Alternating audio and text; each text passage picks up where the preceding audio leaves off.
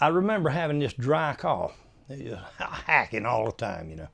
And I've never smoked a cigarette in my life, but I worked in textile mills for 32, 33 years and breathing cotton dust, and that was back before we had to wear dust masks. Over time, you know, we build up this stuff in our lungs, and I've used the inhalers and this nebulizer, but it wasn't helping that much, and it was getting harder and harder to breathe.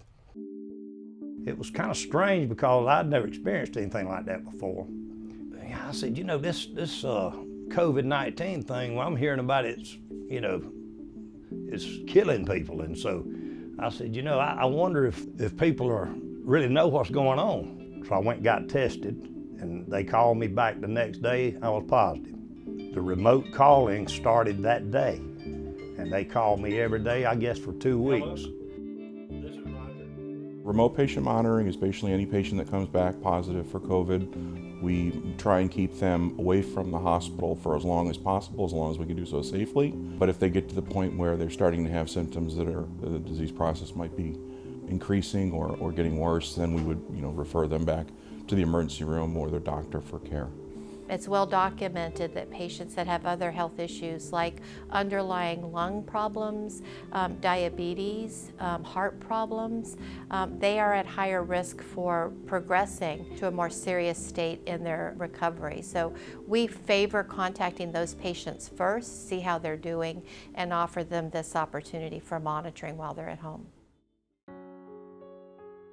Well, I talked to this one lady, wonderful person. She would always want to know how many times I woke up at night. Was my breathing labored?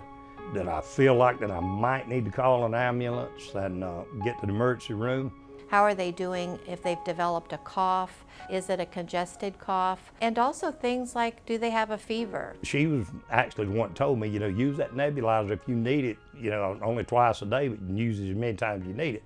And every time I would use that thing, it'd open my airways up. That sounds simple, but that was a big thing.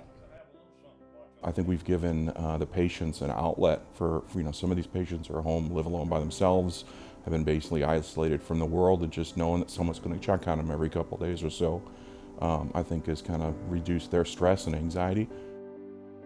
I think a big part of what we hear from our patients is that they just were so grateful to get good information and also to have someone that was available to actually listen. It was the way they talked. It was just a common effect. And it meant a lot to me. They just kept my nerves sort of settled down, in a way. And my faith is in Christ, but I also believe in doctors and medicine and science too, I think it's been very reaffirming to hear from patients that this experience has been valuable. There's something, again, that has brought a lot of stress and strain on our healthcare system. It's good to know that something like this is making a difference. I couldn't have been more pleased with the people that were calling me and staying in touch with me. I was glad to have that support. It meant the world to me.